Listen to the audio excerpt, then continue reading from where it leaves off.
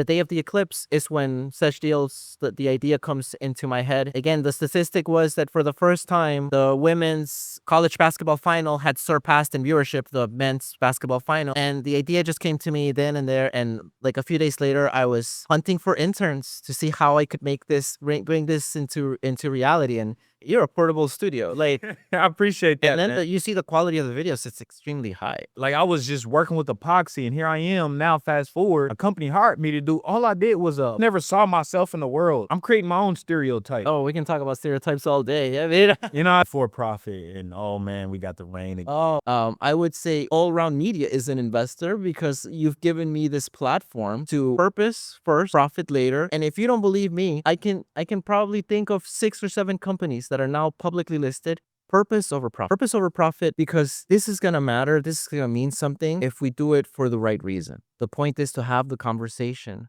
The point is to not overlook the opportunity.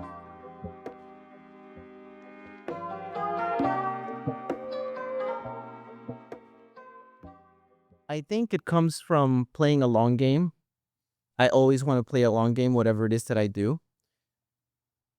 For example, if you want to be a lawyer, right? So you go to law school for a set amount of years, and then what? Do you just want to practice for 1 year?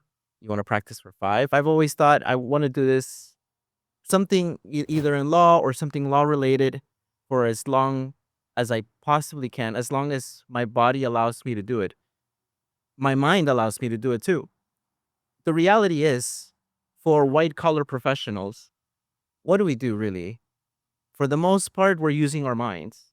We go to the office and it's not physical. It's mainly you sit down, you work on a computer. But even then, your body takes a beating if you don't take care of it.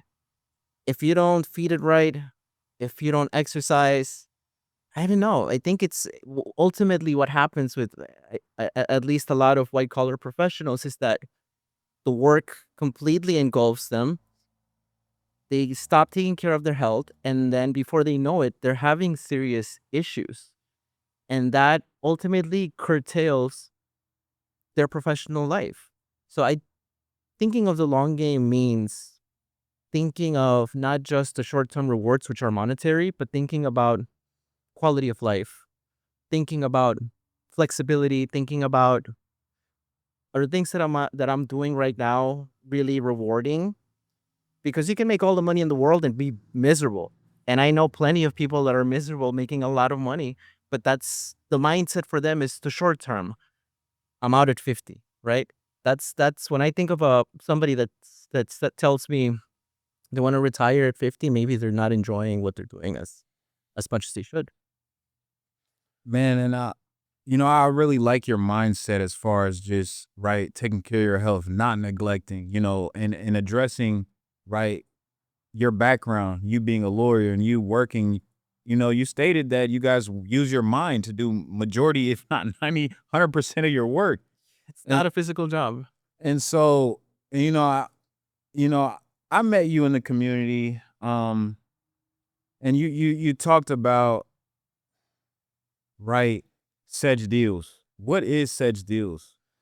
CEJ Deals at the moment is an initiative to help provide representation to groups who don't have representation as it relates to their name, image, and likeness. The group that is currently being targeted by such deals, in particular, female micro influencers and female college athletes. The reason why we are really looking out for them is because we've noticed that there's a representation gap. They are not necessarily sought out for an a talent management agency representation. Part of the reason why it's because they're just not seen as people who have the potential to enter into lucrative deals. So that creates an opportunity for somebody like me who has been in the area of deal making through some of my work in California and either practicing law in the areas of mergers and acquisitions, negotiations, whatnot. But ultimately, the point is for these folks to have some level of access to representation. And I think it aligns very well with some of the things that I believe in personally. Everybody thinks of justice as some form of revenge. I don't see justice that way. To me, justice is equality. To me, justice is access. And it's something that I talked about when I applied to law school. It's something that I talked about in my essays that many times, and I always felt like if my family would have had access to better representation, to better legal representation, our lives would have been completely different. In the times that we had somewhat of an access to a good legal representation, it made a huge difference in our lives. There's a reason why I was able to do certain things, and it was indirectly through the help of somebody else who was wiser than me, who was able to say, "You know what? I got you covered. It's okay, pay me when you can." And that's how CEJ Deals is going to work for a while. Basically, it's going to operate as a nonprofit. Um, I think for the foreseeable short term, because in order to be profitable, in order to make such deals profitable, you would need to have, because these are micro deals that we are going to be helping our clients enter into. It's going to take like having just thousands of clients for the company, for the entity to be profitable, but it's not about that right now. It's about really building goodwill with our clients, and as a result, that will bring more prospective clients, achieving justice, achieving gender equity. And by the way, gender equity is not something that just kind of randomly came into my head.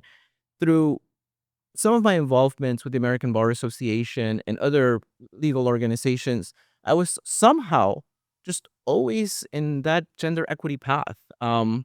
There's a few groups. The Commission on Minority Women in the Legal Profession is something that I became involved with early on, and then that led to another board of director position with another group that also promotes gender equity. So it was always there in the back of my mind, and for some reason, it became one of the things that I looked after.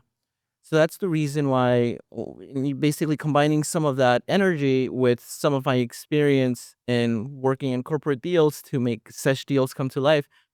If you think about it, it's very organic. It just kind of happens over years. Honestly, over a period of 5 years. But then timing is everything. I think we're in an era where the NCAA tournament just announced that the women's tournament or the women's final is going to be finally played in a football stadium starting in 20, I believe, not this year, but it could be actually next year, but it's happening soon. That tells you everything about where women's sports is heading. And to be completely honest with you, you would have to be very narrow minded to think that women are not going to have a bigger share of the pie. And I just happen to be here at the right place at the right time. That's all. With that said, I love that your story it stems from like family. You talked about your family, and you just talked about how if you guys had the right legal representation, your lives look like a complete, just looks day and night difference. I would say, and that's one thing that even led me to picking up this camera, Carlos, because you and I just met. I would say probably not even a. We've only known each other for like what, a month now. I A would say. month. Yeah. And with that being said, I told you I'm new to this area here. And like with that being all said, my story is that, man, like, my family, right? We came here just seeking opportunity. We stem from Niger, West Africa. And with that being said, all I saw was, my parents hardworking. And so, and my dad was somebody that always liked to take pictures. And one time, I'm just, growing up, I was this kid that was just, I always knew everything. I could do everything myself, as you see, Carlos. Yeah, you are a one man shop. I mean, how I found you was just randomness. Nah, man, I'm Randomness. telling you, there's something higher working in the I universe. guess it No, must be. and that's where I'm at with it. I know it to be true because even like ever since and going back to my story as far as like my father picking up that camera, just taking those photos, helping me recall. Because one time, man, I'm just like lost. I'm like, man, what? But then I had my photos that my father took of me when I was younger. And I'm like, yo, I'm always happy and smile. I'm like, that's I know that kid. And so it allowed me to pick up this camera, it allowed me to involve myself more. I was always, man, very introverted, right? And right, we're gonna get back to women's sports, but with that being said, like the alignment of just knowing yourself and you telling me your legal representation, you know, I really found it hard to communicate with others. Like, I'm like, "Yo, if you wanna do something, just go do it." Like, why are you and so, I just never understood small talk and things of that nature, but however, picking up that camera, right, it allowed me to, right, break the ice in a relationship. If I go to a networking event, "Hey, I do this," because we live in this new digital age, right, where everything I mean, people take pictures of their food before they even eat it, like, that's just where we're at. Yeah, I got that's us. you know what I mean? So, going back to growing women's sports, I say all that to say, right? Like my being in the community. One time, I got a phone call from my guy Muhammad Mo back in my city, Indianapolis, where we got Kaylin Clark now, right? So, I can't make this up. I'm new to this area, and so I can tell you the Kaylin effect, the CC effect, is real. It is real.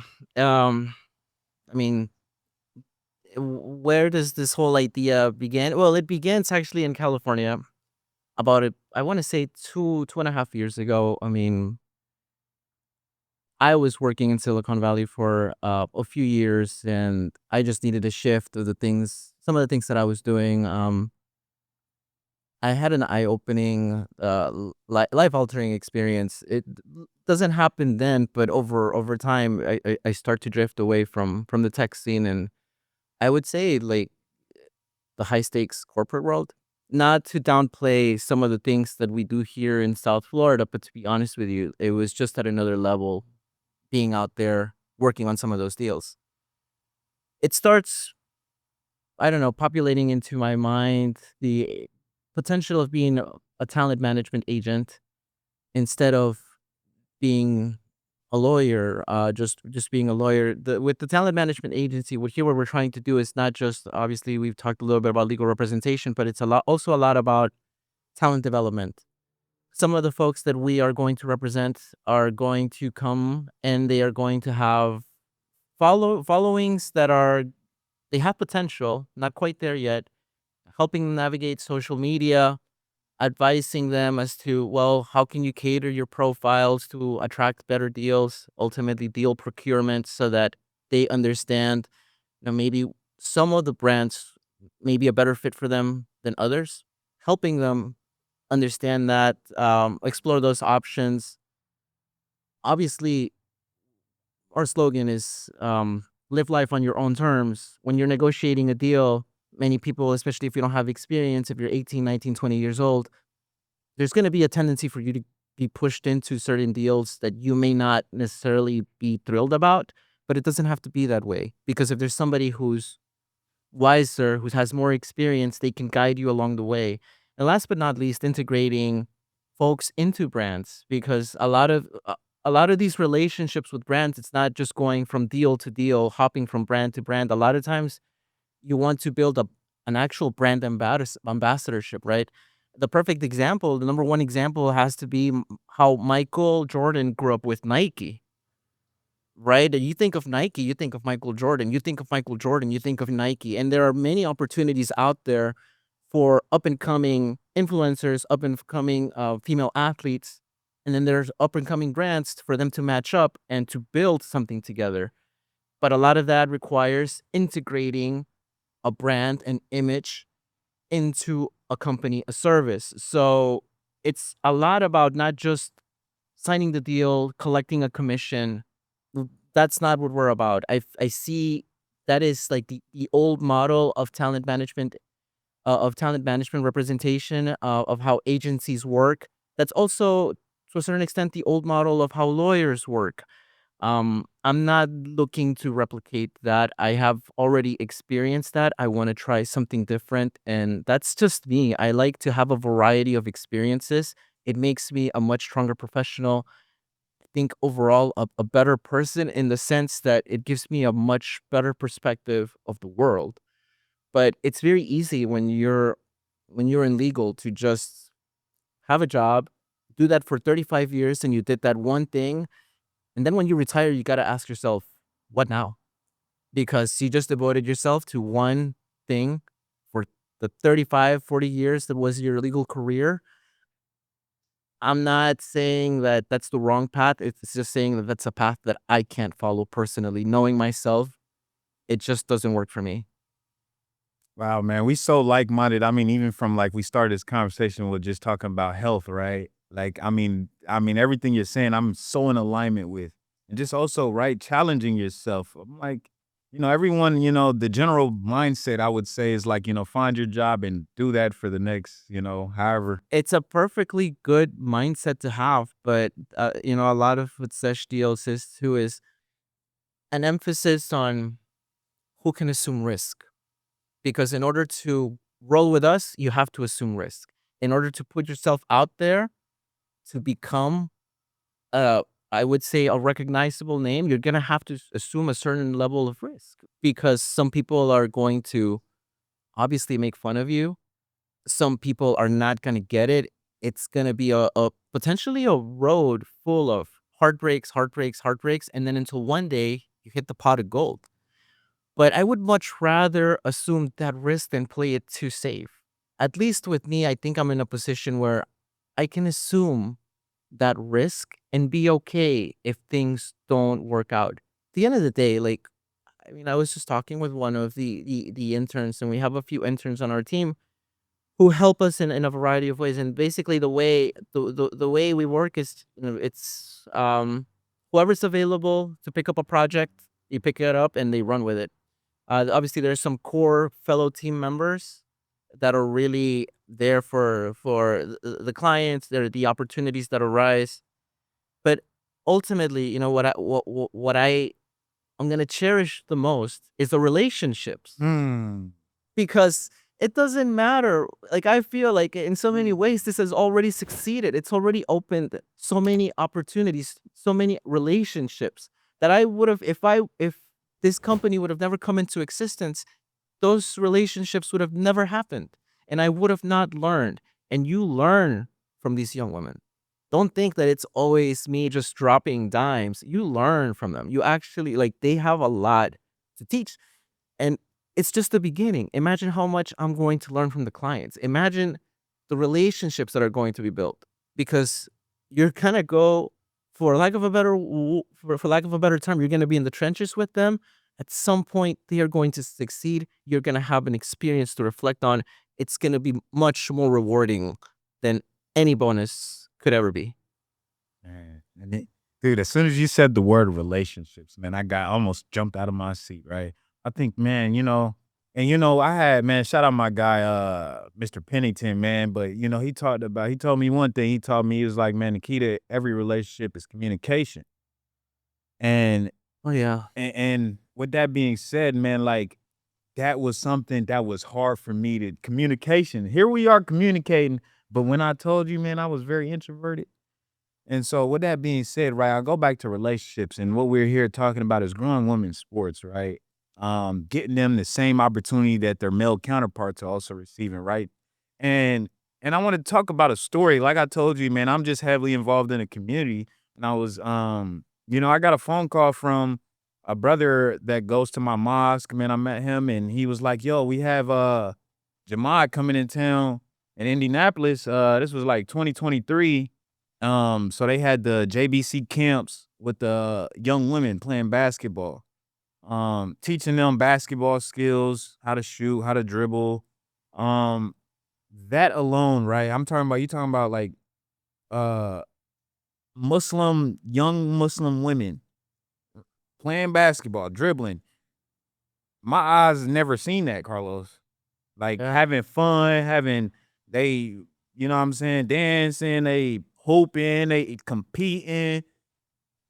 I'm sitting there thinking like, dang, I've never seen my mom do this. My mom, she's, very reserved. Like that's what the Muslim community is, you know what I mean? And I think right now, especially me being a first generation African American Muslim in America, there was a lot of challenges growing up, Hmm.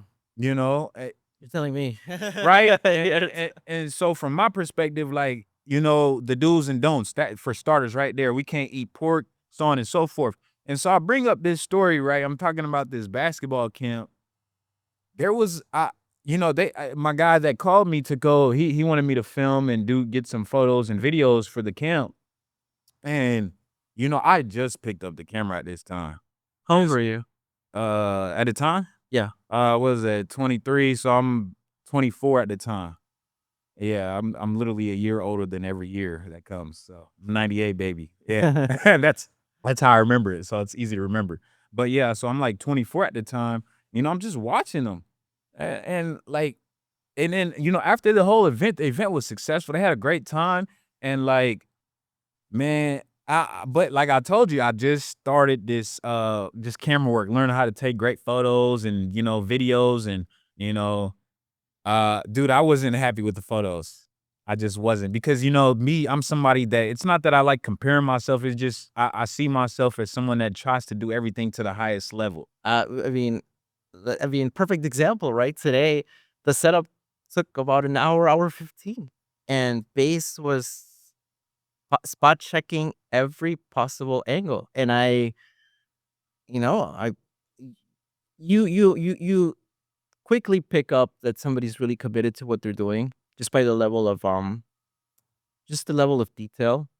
But see, when you told that story, I thought you were gonna say I was like 17 or 18 at the time, because the level, I mean, at least from what I've seen today, and also the productions that you've in the other interviews, it's so high. I figured, you had been doing this for much, much longer.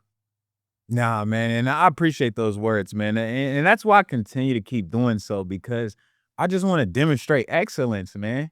Like I really feel like anybody could do whatever they put their mind to, and that's what this platform is built for.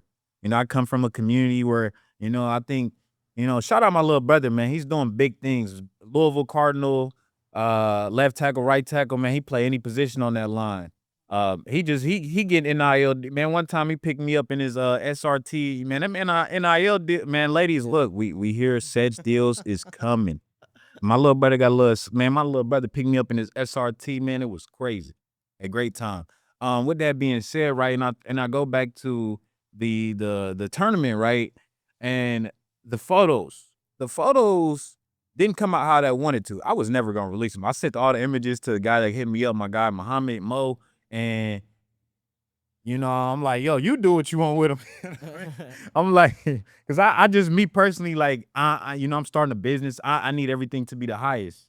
And so I'm like, yo, but then somebody reached out to me, a young leader that was at that camp.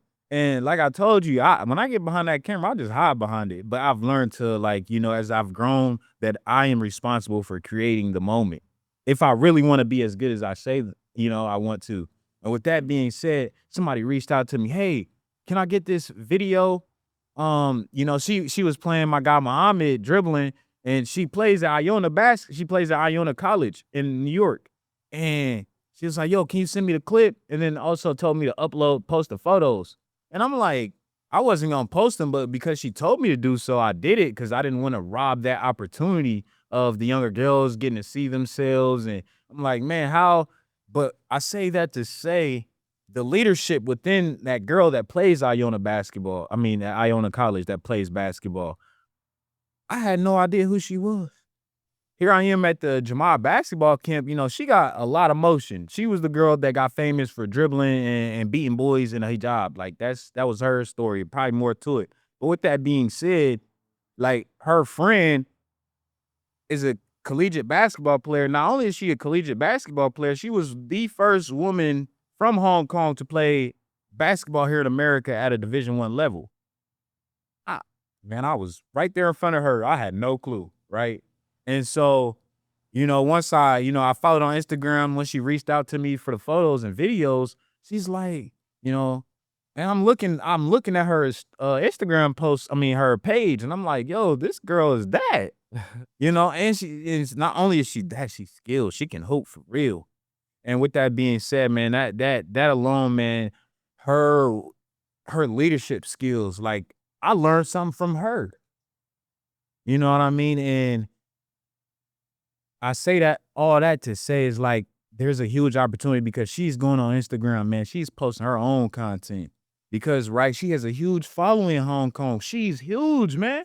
And she knows a lot of the younger girls back home look up to her. It's a massive market, right? I think about it, China, Hong Kong. I mean, there's like what? What's the population of China, Hong Kong? Like Easily a 1 billion. billion. Yeah, easy. So that's a massive marketing market. Anybody who comes out of there and is doing something that nobody else has done before, they're gonna have mass recognition. I mean, this is somebody who's, you know, by all means, flying under the radar, but I'm sure that, somebody's gonna notice. The marketing potential is just immense. Yeah, man, I truly believe that, and I really got to tell my hat off, cause man, the leadership skills that I see within her and continuing to grow the game.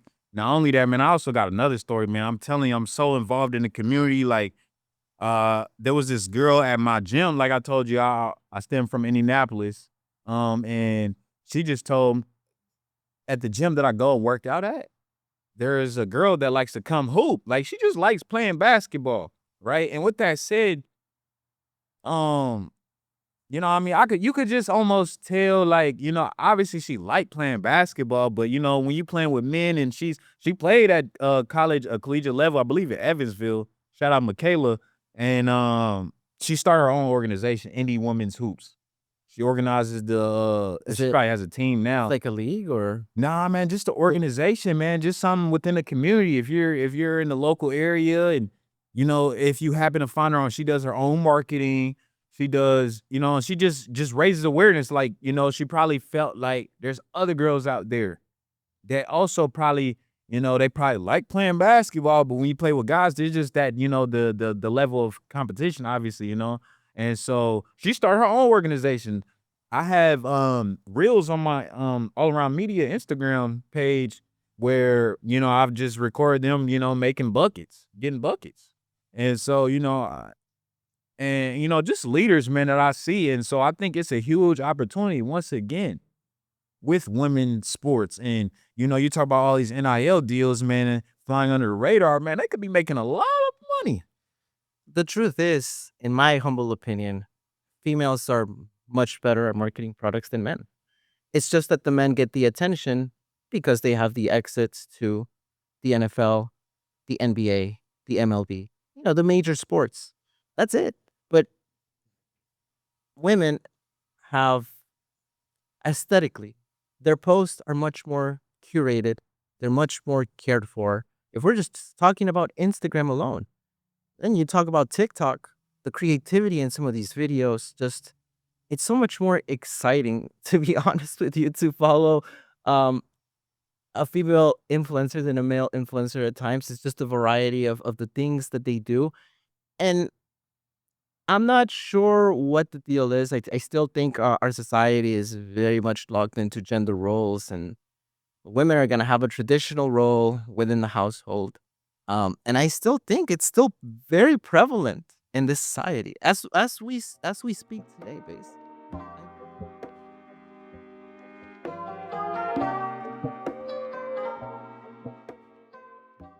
Yeah, sure. And mention you were just talking about how women, the content is just more curated, aesthetically pleasing. I love that word, aesthetics. It is. Yeah. It's a reality. There is just something about the female eye that captures creativity much better than the male eye, and that's not to be sexist. I'm not trying to create gender specific roles here, but the reality is that in this society, the one that we are living in, base, not the one from 50 years ago, talking about the one from today. The roles, if anything, it's almost like we are trying to go back to a time that where we were progressing. I remember when I was in college, I feel like the general attitudes were a lot more progressive, but I feel like we're taking a few steps back, and I'm not exactly sure why. But I definitely don't want to be a part of that.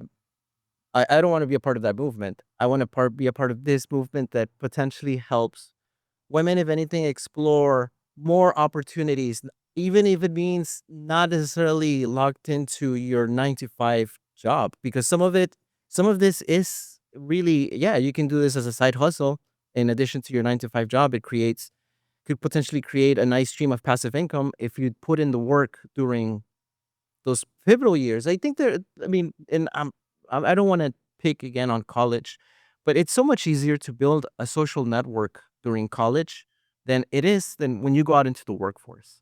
For a variety of reasons. I feel like the way college campuses operate, it's almost like everybody's in close proximity. Organizations, social events, athletic events. Um, if if you're a potential influencer and you put in the time, not let's not even say you devote the 4 years, the 3 years, you can come out with a good following, and then that could potentially help you or have another income stream. And the income streams are important in terms of talking about gender equity. Why? Because even today, right? And I don't think this is going to change anytime. I feel like when it's time to have a family, right? Typically, who has to stay at home? The female. And I'm not saying that it's always has to be the female, but a lot of times the responsibility is falling on the female side. So if you can't go out and work your traditional 9 to 5, wouldn't it be nice to have another income stream to support what the things that you want to do so that you are not so reliant on your partner? I want to be a part of that movement. I want to be a part of that initiative where, if anything, we are doing the best that we can to maximize the amount of opportunities that are available to women. Um, and to me, that's a very progressive mindset. These are the types of things that, I thought about them when I was younger. Obviously, like I think living in California, living in San Francisco, afternoons on Hippie Hill, like it probably it's even probably more ingrained into my way of thinking, but it's a worthwhile cause. Yeah, man, just to piggyback off what you're saying, I think we are definitely in this time where, man, I'm somebody that few words, right? I can just almost look into someone's eyes, right? And just, even though they so I'm gonna stick to women, right? We're speaking about women and growing the game, and just almost just allowing them to have more opportunities. And so with that being said, man, when I see women, like, I mean, they can tell me what they want, but me, I watch the eyes. The eyes tell me more than anything.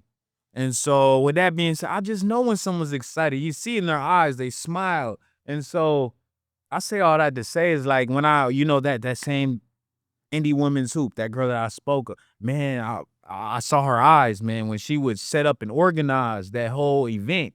She would, the Helpplex would allow her to, set up and host these pickup games there at the Healthplex. Um, and I could tell she enjoyed it, every bit of it, even from the marketing aspect. Um, so, man, I don't know, man. The eyes just tell me everything. And so with that being said, I say all that to say is that, man, I think we got it's opportunity, and I think we got some work to do, because I'm in contact. I got these relationships with all these women that, they love the same game that I love. Well, with that said, you're starting a media company, right? And you know how I can guarantee you that there are many female college athletes out there that probably want to be on your show, Oh, I want to know. be featured. You know why? They probably want to talk about this disparity. And you're talking about gender. We talk about a lot about gender pay gap, right? So the gender pay gap, it already exists in your typical workplace, your 9 to 5 workplace. But it's even more prominent in this NIL space. Um, the truth is that men are raking in, especially college athletes, male college athletes are raking in obscene amounts of money, right? And their female counterparts are getting it's really a drop on the bucket compared to what they're getting. So we're not asking for much when we're talking about, let's even out the playing field a little bit, and obviously that's going to more than likely upset a few people.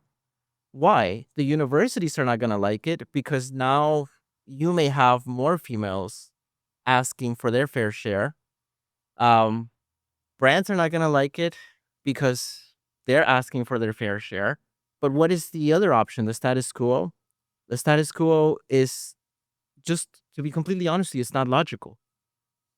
I don't see any logic in this status quo. Something has to change, but the change is gonna come from some type of grassroots movement, some type of grassroots movement. And what I really hope in the future is that people see some what we are doing, such deals, and they want to enter the field. And I don't necessarily see that as a threat. I see that as an opportunity. And in California, in Silicon Valley, we are in the tech scene. We are very much into being part of an ecosystem. The ecosystem thrives if there are multiple organisms living within it. The organisms feed off each other. They grow. If I happen to be the only person in this ecosystem for the next, I don't know, 3 or 4 years, that's not necessarily a good thing. I don't necessarily want to be a monopoly. I mean, that's not what I'm going for. I want other people out there, maybe watching this podcast, to think about, well, if that guy can do it, I can do it, and they enter the space, and then maybe at some point we can collaborate, because at the end of the day, everybody has their own niche space, and I've created somewhat of a niche space here for such deals. But this market is so large. I mean, even if I wanted to, at some point, and the hope is that the phone will ring more often, right? That's the hope. But at some point, there's only so many calls that you can take. And then what happens? The other people still need representation.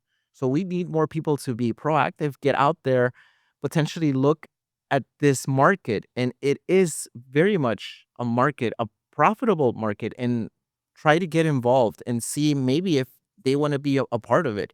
And if they do, by all means, like, I would be more than happy to have more ecosystems, more living organisms within this ecosystem.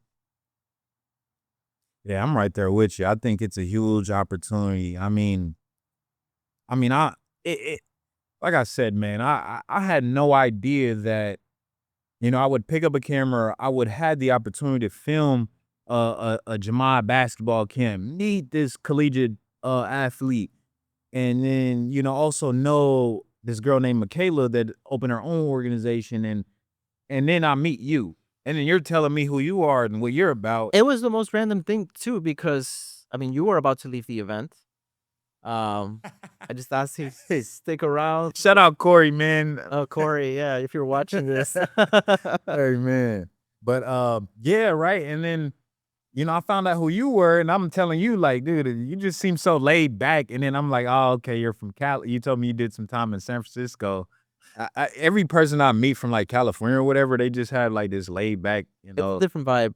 I feel like, I think once it gets a hold of you, it's just more of a lifestyle. Yeah. But yeah, I mean, I'm from South Florida, but I always felt like living in South Florida, like I was from here, but I always wondered if I could really jibe well somewhere else. And when I went out to California, it was pretty obvious that, oh yeah, it was really hard to leave. But I ultimately come back for family reasons, I really. understand. Family nucleus, which is also very important, Yeah. considering, some of the things we got going on here in South Florida. So, but yeah, there are some folks out there in the West Coast that are doing interesting things, especially if you're in the tech scene. Entrepreneurs who are willing to sleep in their cars for years to make their dreams a reality. I mean, they don't have no qualms about it. Everything we see on movies, man, The it's things you real. see on movies, it's like that, and they're what they call bootstrapping. And eventually, like, some of those companies become successful. They start acquiring investors. All of a sudden they're not sleeping in the car anymore. But it takes time. All of this is going to take time to build a client list. Is going to take years. This is not over the past year, and Sesh Deals has been in existence for a year. The first year really was what I called infrastructure. There's like, we didn't even have I mean, a place where we could store our documents. Simple things like that. We didn't have an agreement that we could offer to potential clients coming into the organization. We didn't even know how to explain like what type of services are we providing. We needed to define all of those things in order to really be able to open the doors to the shop. So we did that the first year. Now these next few years are purely marketing, just an effort to be out there, to be heard. And the way digital media works is that it's relatively easy to get your voice out there. So that's nice. There's YouTube, as a result of YouTube, as a result of podcasts. It's a lot simpler to get into those airwaves, and project the message. But the doors are open, right? If you need representation, if you need that level of guidance, we're here. And it doesn't necessarily even have to be a formal relationship. We can explore it and see what fits. But this is gonna take time. This is not an overnight thing. This is to build a client list takes a lot of dedication. It takes a lot of persistence too. So That being said, man, like, you know, time. It's not gonna happen overnight. I don't control time. It just happens in its own it happens in its own realm. And with that being said, like but do you so here I'm gonna challenge you, man. What do you think? Because you mentioned all these podcasts and platforms, but in my opinion, I think this thing can pick up like this. I mean, given I'm not gonna put a timestamp on it, but I just think with these technologies and even though you talked about how, you know, it doesn't seem like we're progressing. We're trying to involve women more and make sure that they're getting paid equivalent. Something's happening. I mean, really, something is happening among men, specifically young men, and I'm gonna call them out. Um, they are not as progressive as I would have thought. Like when I was in college, I would think like the men today would be a lot more progressive, but that hasn't happened. And there are statistics out there that are showing that there's a reversion to I guess what old America used to be. I guess we'll call it that. And I don't know why. I mean, I can't explain it. I cannot logically explain it because um, typically societies progress over time. They don't necessarily roll back, but it's happening. Um, Especially in a first world country like America, Especially and in a then first you world got all country. this education and man, it was one podcast I was watching, and they were just talking about how like man, even in university, it's like a 2-to-1 rate for every two girls. There's only one guy going to college now, so that just goes to show like There, and then you take away the trades, like there's not much trade jobs like as it once was, and so I'm around a lot of the younger men in my community, and I kind of know what's going on. And, all I can tell you is from my point of view, especially someone that, I saw the world before the phone took over. Obviously there was like Blackberries and things of that nature, but once yeah. the iPhone became like the iPhone, right? And now you really can't go anywhere without this device. And so So now it runs your life. Are you kidding? It's like the first thing you do in the morning, you look at your phone. you're right. And that's my point, and that's why I get to, like, I think this stuff, if things are attacked, right, more organisms are in the ecosystem. I think the moment people see that there's an opportunity to make, me personally, I'm purpose driven. But I think, for those that aren't and they see that, okay, maybe there's money that could be attached to this, I think those organisms start to come to that They, ecosystem. they will, and they will come with better resources, much greater resources than the ones that I have, and that's totally fine. There's plenty of room here. The point is to have the conversation. The point is to not overlook the opportunities. To the I love it. if people want to pursue it for profit, and there's plenty of companies out there that are definitely, it is clear that they're not really about talent management representation. I'm going to pick on one: Open Doors. Open Doors is a platform where athletes can sign up, and you sign up, and they kind of put your profile on their page, and from there you're supposed to pick up deals. And as a result, Open Doors collects a fee, their commission, but they don't do much. Like they just give you the platform, right? This is how technology works. Um, the developer of the platform is basically giving you a license to use their platform. As a result, you have to pay a royalty, which is the commission. So definitely they're profitable. They're doing well. They've picked up a lot of investors. But really, what difference has that made? And I agree with you. One of the things that we always talk about at CEJ Deals is that it's purpose over profit.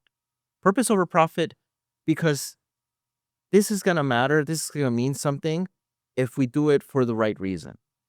And the profits, look, if you do things right, many times the money comes.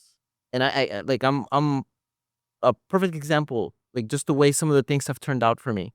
Like you do things the right way, the money comes.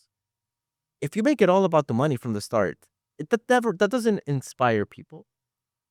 People are always going to be number one. People are always going to be they're going to have their doubts about what you're doing. They're going to have their hesitations, and if they see that it really is all about the money, they're even going to be more hesitant to be involved with you, with what you're doing, to let your ideas come to fruition.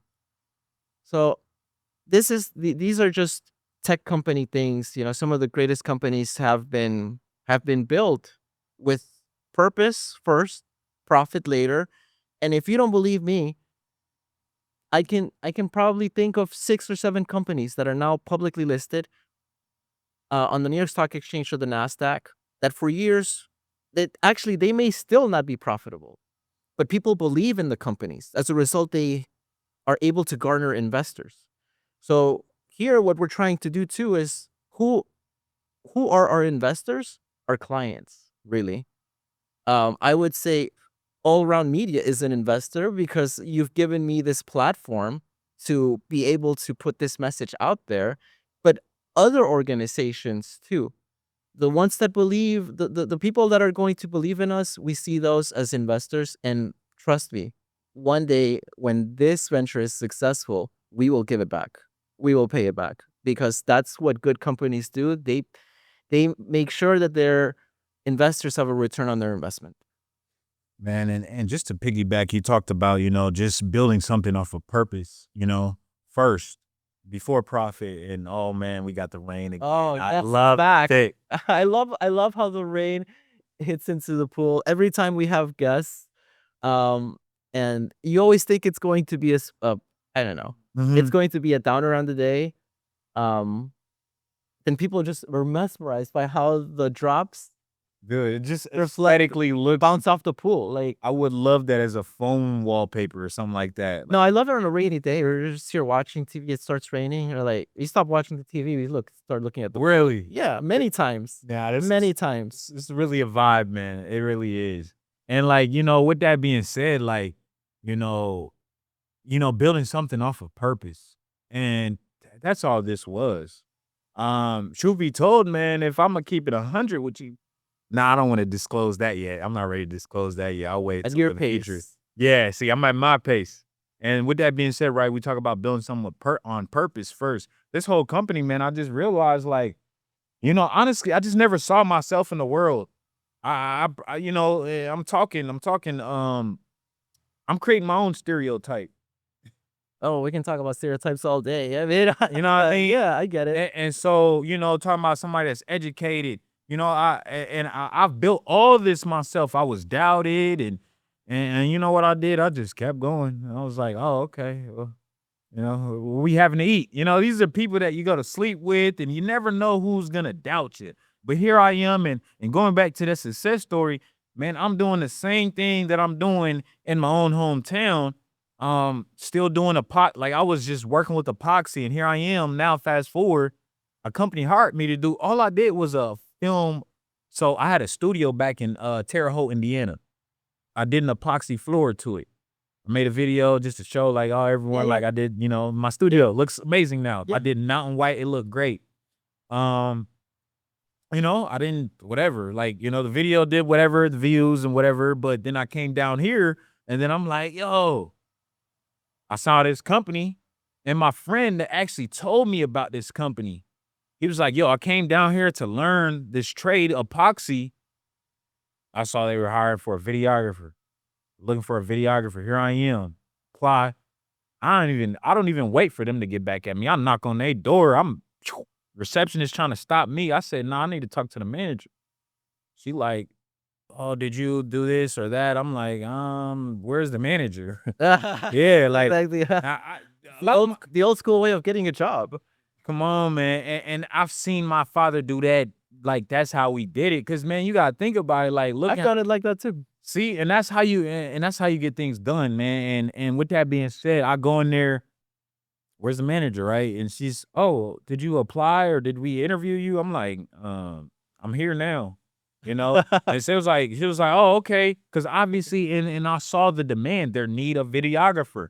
She took me to the back room, the office, and now we got an interview. "Oh, did we schedule an interview with you?" "No, but I saw you guys were hired for a videographer on, Indeed. I found that application, submitted. As soon as I got done submitting on my phone, I drove straight down on Sample Road, and I was there at their door. And with that being said, I'm talking about they scheduled me for a second interview. Now the owner comes.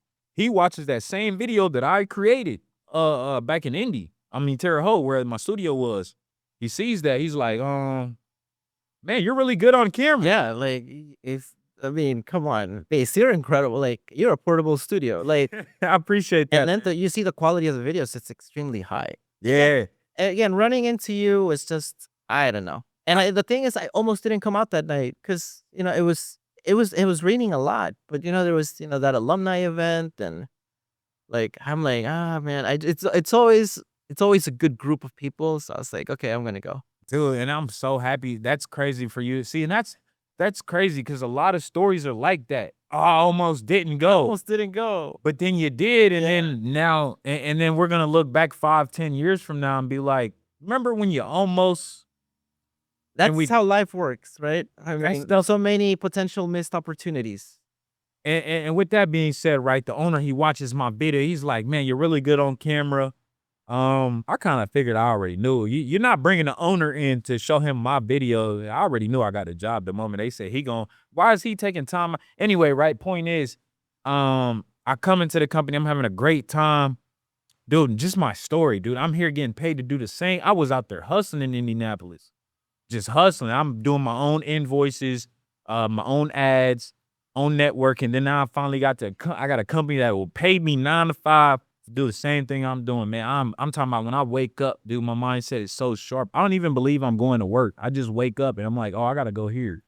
But it's like I'm so productive. I love what I'm doing. So I feel like, man, even with you told me that story about CEJ Deals and how, I think it was the eclipse you told me. You ain't gonna It, forget it, that. so yeah, I guess that's right. So to how when does it really come about? So I leave California. I'm doing the Silicon Valley thing. This is an interesting. At some point, I'll tell my grandchildren about how I helped secure some artificial intelligence deals for that are gonna some of these deals are, and I'm not tooting my horn when I say this. You could read about them in the newspaper. The Keysight Technologies is a massive tech company out in Silicon Valley. Some of these deals are gonna change the way. Honestly, they could change humanity. Sometimes the scary part is it could be for the worse. There is definitely an artificial intelligence war right now happening in the San Francisco Bay Area. It's something that we don't think about because we're here and we're in a different sphere. But I definitely didn't want to be a part of it anymore. That's part of the reason why I leave. But this whole thing, You saw something, Carlos. yes, and this is some of this stuff is. I mean, to be completely honest with you, some of these companies are dealing with governments to build weapons. This is not science fiction. This is like really happening right now, and they're using artificial intelligence for future warfare. That's the point. The governments, they understand, they know that they need to be on the forefront of artificial intelligence because in the future that's how wars are going to be fought. I'm not making this up. This is very much out in the open. but obviously you feel it more when you're a part of some of these companies that are basically facilitating, enabling the process. But the point is, so I leave that life, and then about somebody tells me in California, you should be a talent management agent. You know, you seem like you have the personality for it at one of these events. Okay, cool. It's there in the back of my mind. But a year and a half later, the day of the eclipse is when CEJ Deals, the idea comes into my head. Again, the statistic was that for the first time, the women's um, college basketball final had surpassed in viewership the men's basketball final, and it was all because of the Caitlin Clark effect. Because Caitlin Clark played in that final, and the idea just came to me then and there. And like a few days later, I was hunting for interns to see how I could make this bring this into reality. And it really is because of them that we've advanced this far. When I'm talking about investors, right?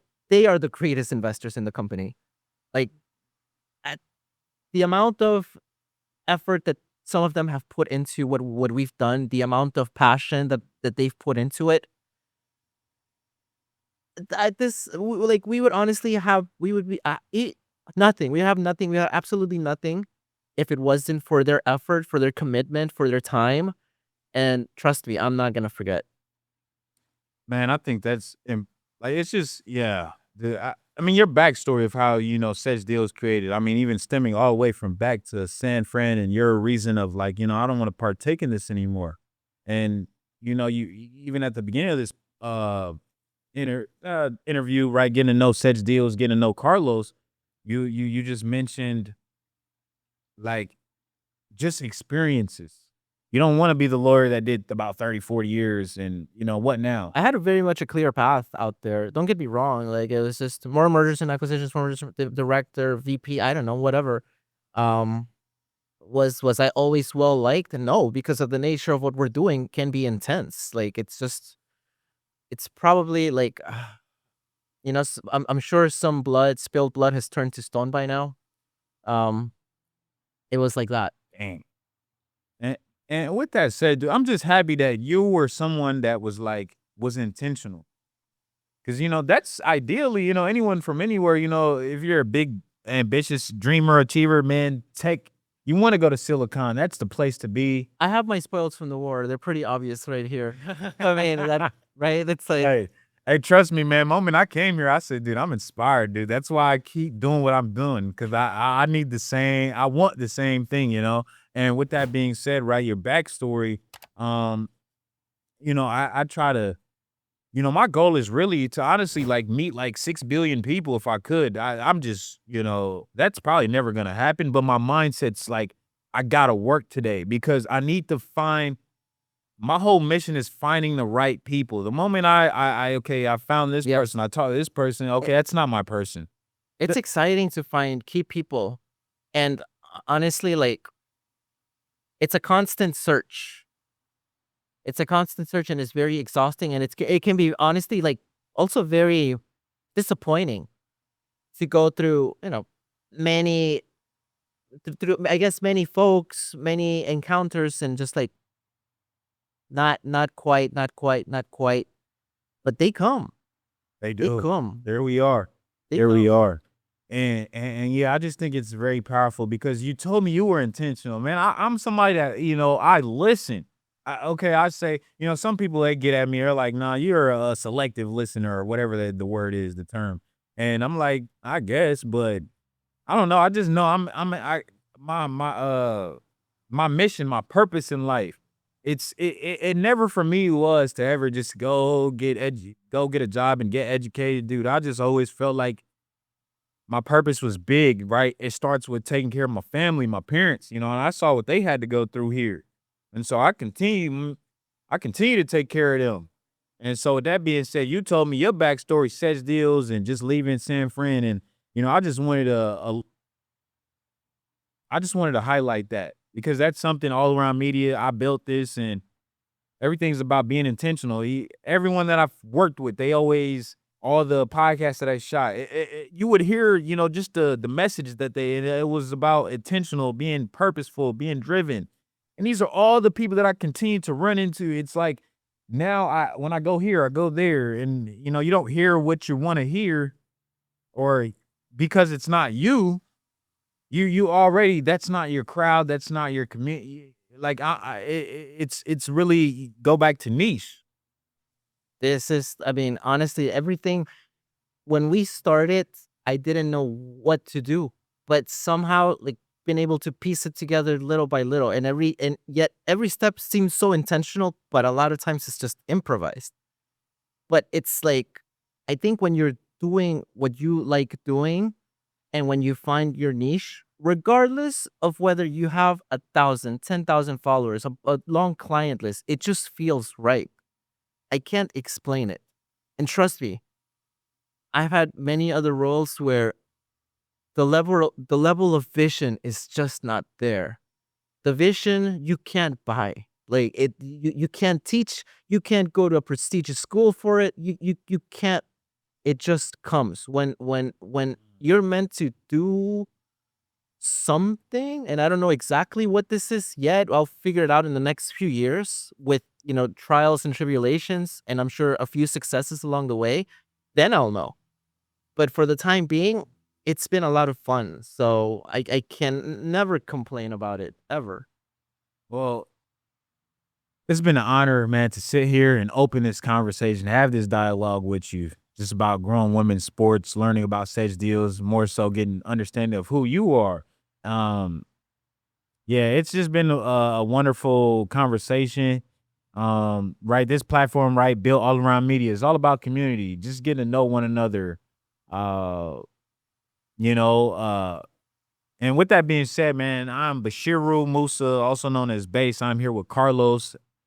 Carlos He Eduardo Julca. Carlos Eduardo Julca with CEJ Deals. And we are out.